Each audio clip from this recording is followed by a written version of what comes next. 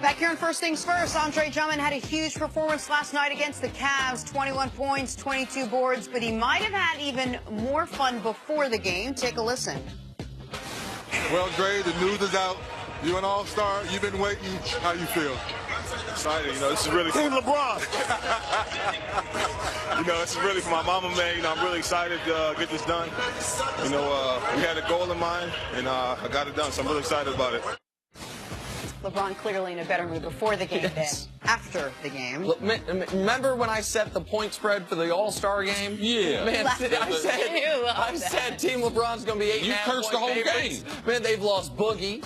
They've now lost Kevin Love. They've lost John Wall.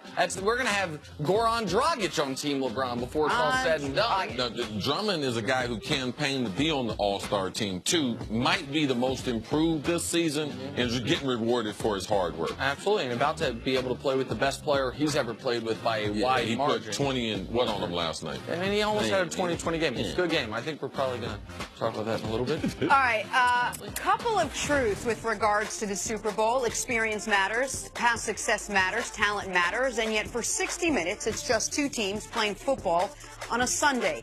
That being said, the coaching matchup is an interesting one. Pats coach Bill Belichick will be coaching in his 10th Super Bowl on Sunday. Eagles coach Doug Peterson, not.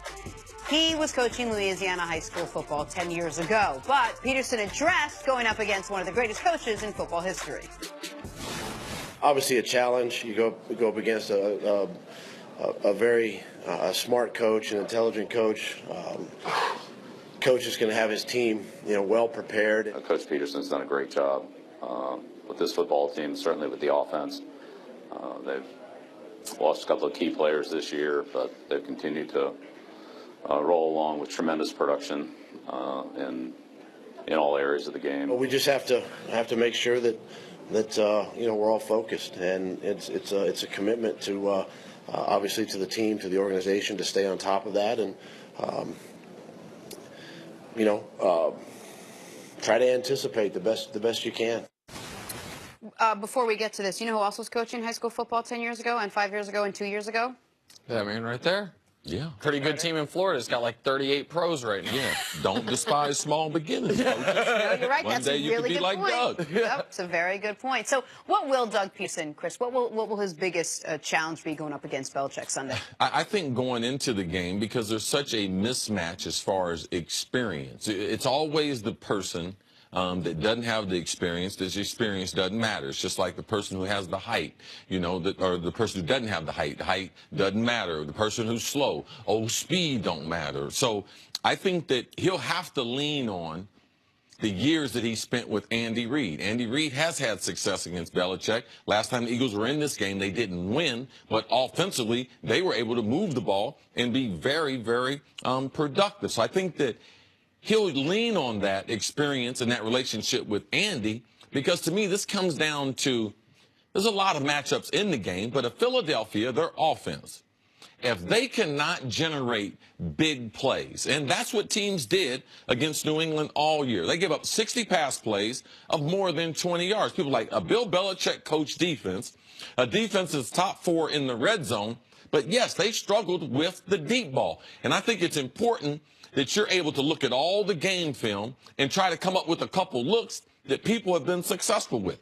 I'll take you to week number 1, New England playing at home against Kansas City, where they had a great deal of success as far as throwing the football and making big plays. Andy Reid has a bunch formation, 2 receivers to the right of the quarterback, 2 to the left, and a bunch stack formation. They put stress on the corner and on the safety by running a tight end down the middle of the field and a pump route on the outside. So I believe that Doug Peterson, if we look at last week's game and also the divisional round of the playoff, what did they do early in the game, Nick? They took big shots downfield. New England has not been well in this department. Only 11 teams have given up more big plays than them in the NFL. It's not a stat typically you see with a Bill Belichick coach secondary. So Doug Peterson, his biggest challenge is not where the guy's going to hang out. Right. It's not halftime. It is, how do I create big explosive plays? Because I don't see a path to victory if Nick Foles in that passing game, if they're not generating big plays down the field. And the other part of it, on that specific angle, the threat of the big play. is so much of what Philly likes to do is what we've heard a lot about this year, the RPO, the run-pass option. The best way to make a run-pass option only a run option is if the corner is right on the wide receiver to where you can't throw it out to him there.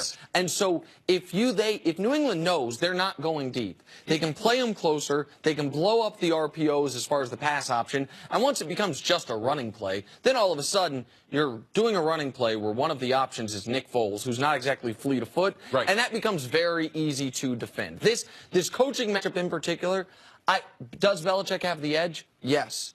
But Bill Belichick, to me, would have the edge no matter which coach in the league he was going up against. Like, he could be going up against Sean Payton. Yeah, that's not a category that we should put on the tail of the tape. Right. Because it's so lopsided with him going against anyone. But where I think the coaching matchup... Go ahead, Jenna. No, I was going to say he had the coaching edge probably over Tom Coughlin, too. And look what Tom Coughlin did. Oh, absolutely. There is no doubt. But there are people that have success against Belichick. I believe Andy Reid has. But where I think the opportunity is the first quarter of the game. Now...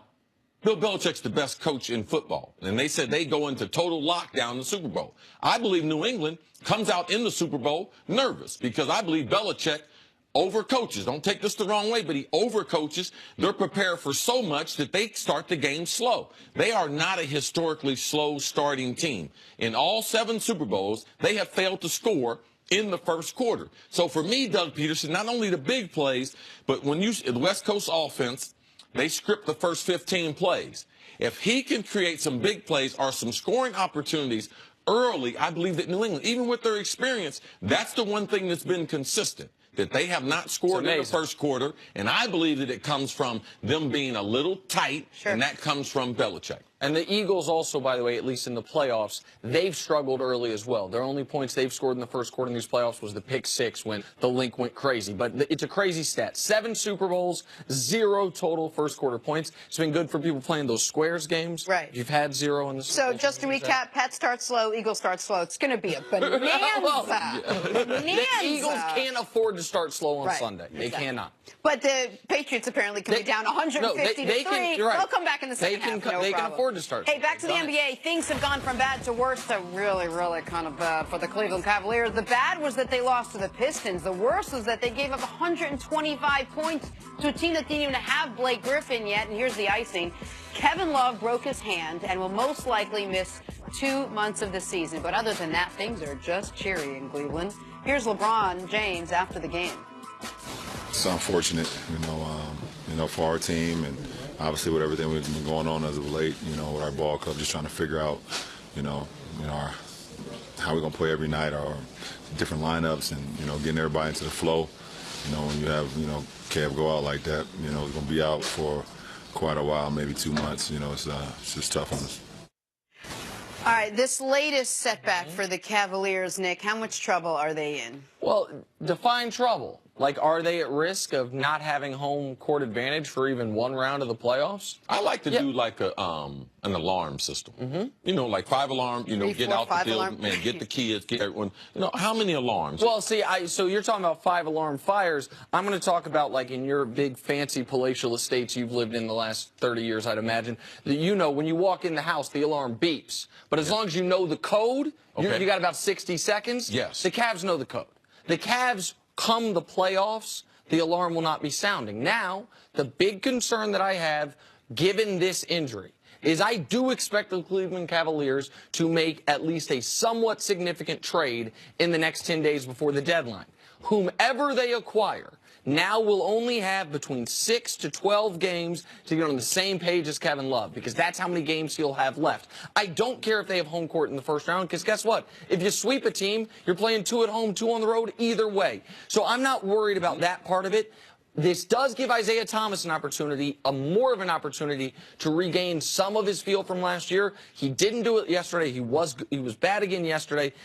Your second-best player breaking his hand is never good. It's not, to me, an enormous concern long-term for the Cavs. Nick, do you think there's more pressure on Isaiah Thomas now that Kevin Love is out of the lineup? I think there's more pressure on him from the team, but I think he has no more pressure on him personally because he's playing under the most pressure of his life. He's playing for a contract, playing to prove himself in the league. So, yes, from a team, not individually. Yeah. Nick, what does your dad do for a living? I mean, right now is not much, but he was a firefighter, union negotiator. Okay, so he's got plenty of relationships in the business. Mm-hmm. Do you think your dad can send one of his friends with a truck, a fire truck, to Cleveland? Because it's a 5-alarm fire. Okay? We're concerned. Jenna and I are concerned. I called you last night in the injury and told you. Said you're done with them. I popped my hamstring getting off the bandwagon. I mean, said, here are the Cavs. I'm throwing them out. So tell your pops and make a phone call. I know he knows somebody. Listen, yes. You are on your way to Minneapolis. Safe travels. You're on the show tomorrow. I want to hear everything. Details. Let's do it. I want all of it. Get the ring on. Man, I'm headed. Chris, there. live from Minneapolis, but still with us tomorrow and Love Friday. it. Stick around. Undisputed starts right now. Have a good show, guys. No mercy, no mercy, no mercy.